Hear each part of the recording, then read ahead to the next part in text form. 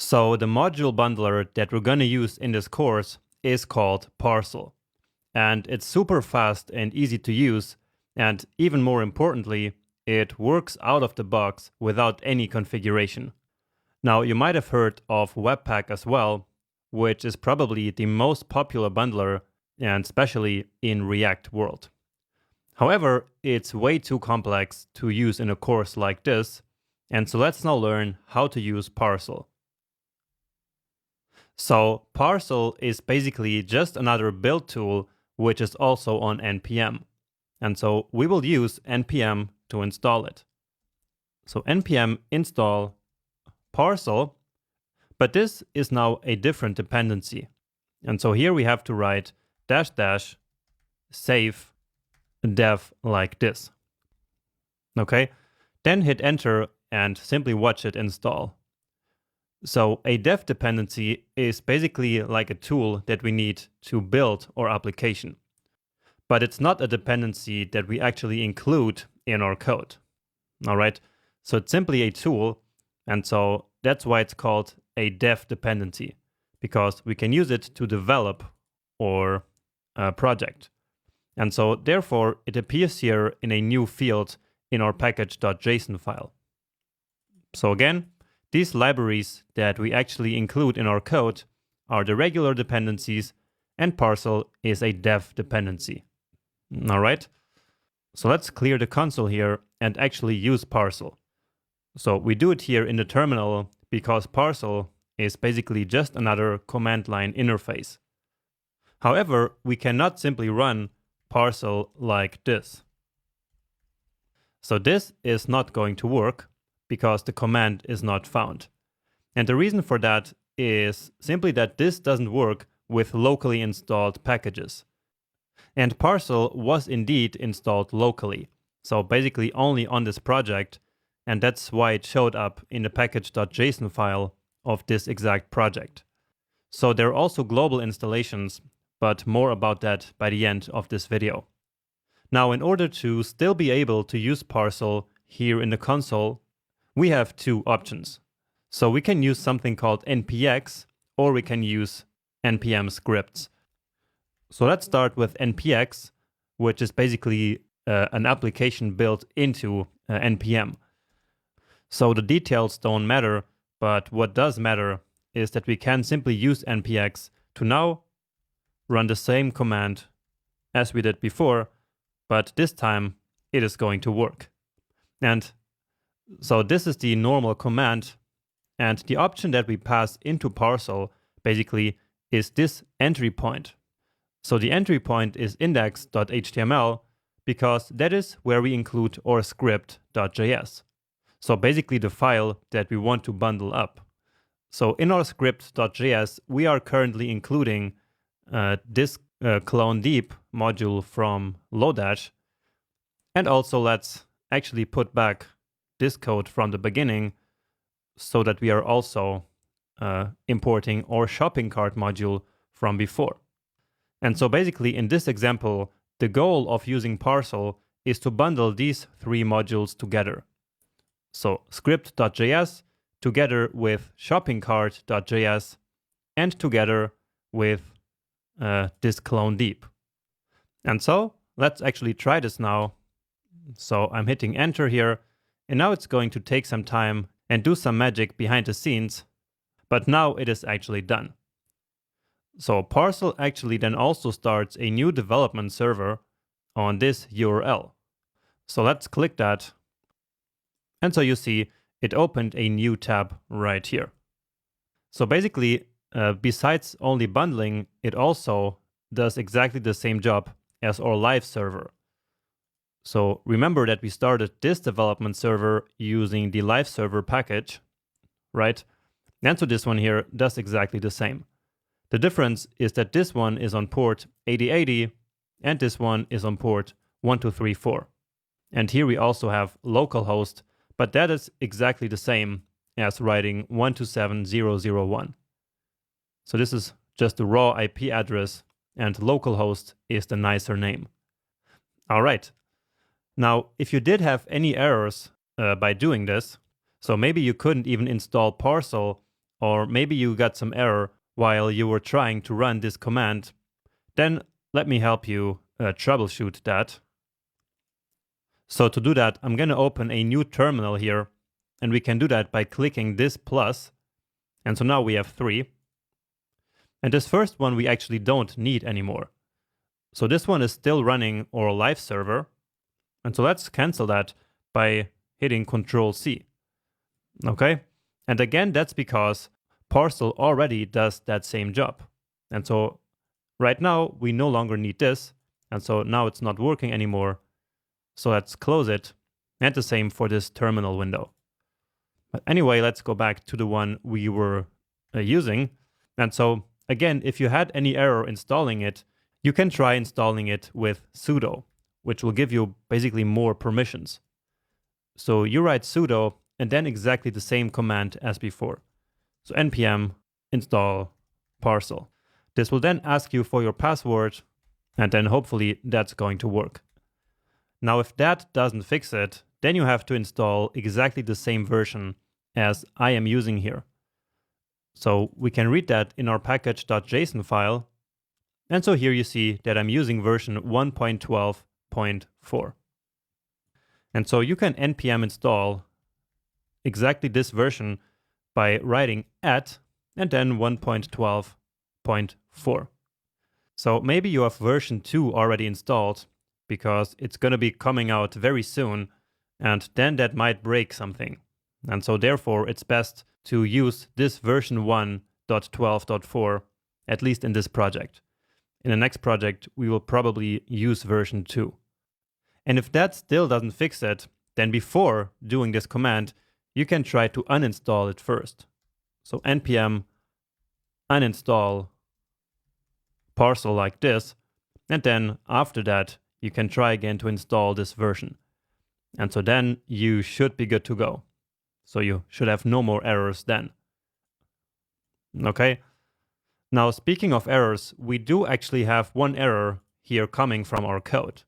But the problem of that is that we still have this type module here. However, what Parcel does is that it basically simply creates a script. And so now we are actually no longer using a module, but we are back to using a regular script. And that is important because modules do not work in older browsers. So let's comment this one out just so we can also keep it. Then I'm deleting this part, and then let's give it a save so that Parcel can rebuild this application. And great, the error is gone.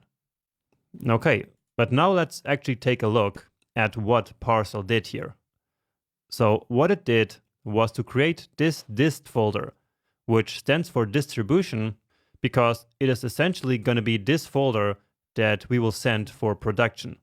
So basically it's the code in this folder that we will send to our final users. So you see it created a new index.html here and also a bunch of JavaScript files. So let's take a look at this index here. And so you see that indeed it is a new one, because the included script here is now no longer the one that we built ourselves, but it is script dot and then all of this here. And so this new script here is basically the bundle itself. So it's this file, and so let's analyze it here as well. Okay, and so here you already see that it does include some of the stuff that we have in our other modules. So importing module, for example, we had in script.js. Let's see what else we have here. So here you see a bunch of stuff that is created by Parcel, of course. So this is basically the clone deep function probably at some point here. So you see a lot of code created by Parcel. But yeah, so in the real world, you will not take a look at this code. But I just wanted to show you that, of course, all of our code is now in here. So let's just search for clone deep, for example. So the one that we used. And so it's got to be somewhere down here as a function. And so indeed, all the code that we had before spread across multiple modules is now all in this script. And so that's exactly the goal that we had. And unused code has probably also not yet been removed, but we will leave that for later. So that's going to be the build step, but what we're doing right now is the development step. And so in order for us to be able to check the code during development, it will not compress everything. All right, so we can close all of this and go back to our script here because I want to show you something. So of course, whenever we now save this file, then it will reload this file here just as we had before with live server, right? So as I saved, you see that everything here reloaded, right? And we can see that here as well. So take a look at what happens when I save this here. Then you see this happened again. However, in Parcel, we can activate something even better, which is called hot module replacement. So we can write if module.hot like this, then module.hot.accept. Now this code here is code that only Parcel understands, and so of course it will not make it into our final bundle because the browser is not going to understand any of it.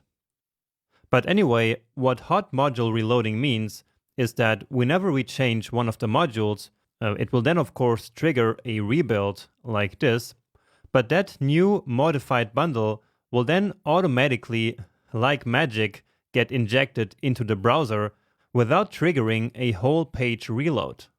All right. So again, whenever we change something here, this will then not reload this part of the page. And so that's going to be amazing for maintaining state on our page whenever we are testing out something. So this used to be something quite annoying in the past. For example, in our Bankist application, where whenever we reloaded the page, we needed to log in again into the application. Remember that? But with Parcel and hot module replacement, that's not going to happen because the page will not reload. So if I save this now, then probably it's going to look the same. But again, if we had some state here on the page, then that would be maintained. Okay, next up, let's change something here.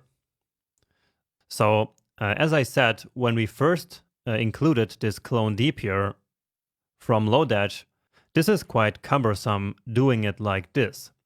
And so that's why in all module bundlers, there's no need for specifying the entire path to any module. So instead, we can simply do this. So keeping this here just for reference. And then all we need to say is that we want to include the Lodash library. And so Parcel will then automatically find the path to this module and will simply import it like this without us having to manually type the entire path to there.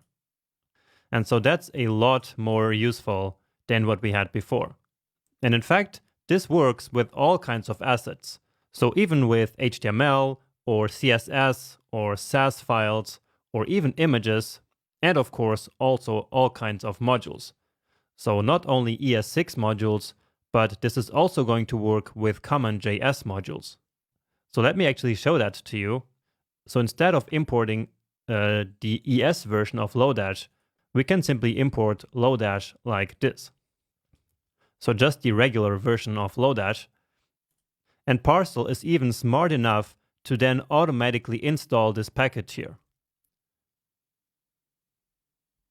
Okay, so now if we go to our package.json right here, well, it's probably not here. So it looks like maybe it didn't install it. So probably it's simply still using this one.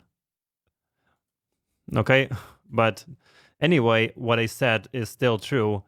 So Parcel can indeed work with all CommonJS modules as well. And so this way, we can then simply use all the modules that are available on NPM and which still use this older module format. So let's leave it like this, save it again, And maybe you have been noticing that this card array here keeps growing and growing and growing.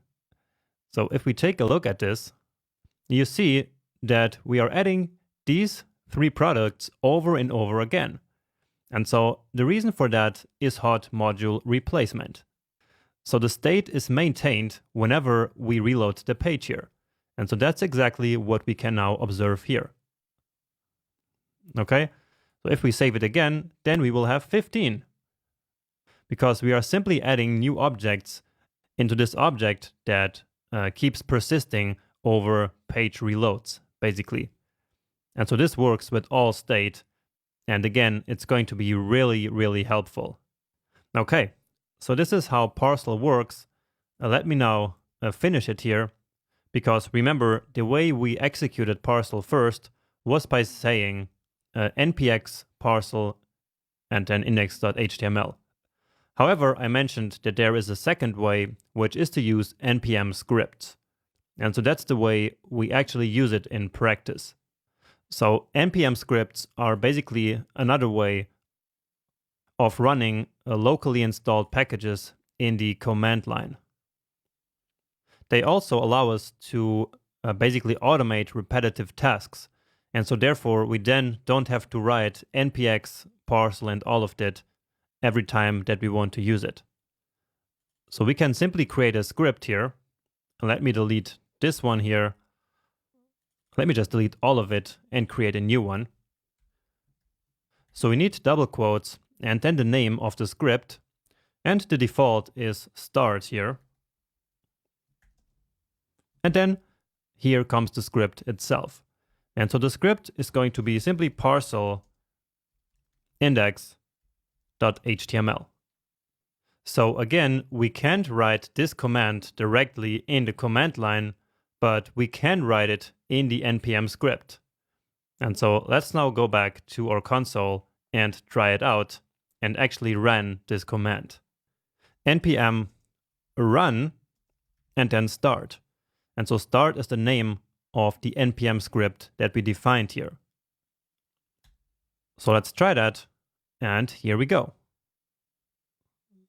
So it's doing the same thing as before, but now we have the simple command that we can execute whenever we want to start Parcel and whenever we want to start developing, basically. All right, and so again, that is mainly how we do it in development. Okay. And speaking of development, whenever we are done developing our project, it is time to build the final bundle. So the bundle that is compressed and has dead code elimination and all of that. And so for that, we need another parcel command. And so let's add that as another script here. So we need a comma, and then this one will be called build. And so parcel build, and then again index.html. So let's stop this one here actually. And now let's run npm run a build. So this might take some more time this time because it's doing a lot more work behind the scenes, but let's just wait for it. All right. And so now we even get this nice output with the sizes of everything. And so let's now take a look at our dist folder. And you see immediately that this HTML looks different, right? It is compressed now. So the script that we can then ship to the browser and ship to our users is this one. So ending in FD3. So this one. All right. And again, you see that it looks quite different. Everything is compressed into this unreadable mess, but it is, of course, a lot more performant than the script that we had before. And so that's why Parcel does this for us. And we will again come back to all of this in the real world once we actually move to our next more real project in which we're going to use all of this. Now, just to finish this lecture, I also wanted to mention that we can also install packages globally. And so that would work like this. So npm install parcel and then G, which stands for global. And this is actually the way that we installed the live server package before. And so because of that, we were then simply able to use live server in every directory on our computer. So basically the big difference between globally and locally installed packages, and especially these tools like Parcel or live server, is that we can use the global tools directly in the command line without the intermediate step of an npm script. However, most of these tools actually advise developers to always install the tools locally so that they can always stay on the latest version. And so usually I follow that approach as well. And so I'm not going to install Parcel globally like this. Okay, and that's the fundamentals of bundling with Parcel and of using build tools with npm. So I introduced a lot of different concepts here. So to make sure to review this, especially this part about the npm scripts, maybe that might be confusing. And also take a look at the output files that Parcel gives us. So just take some time to review all that we did in this video. And if after that this is all still very confusing to you, then don't worry. I'm sure that it will make total sense once we actually use this in our next big project.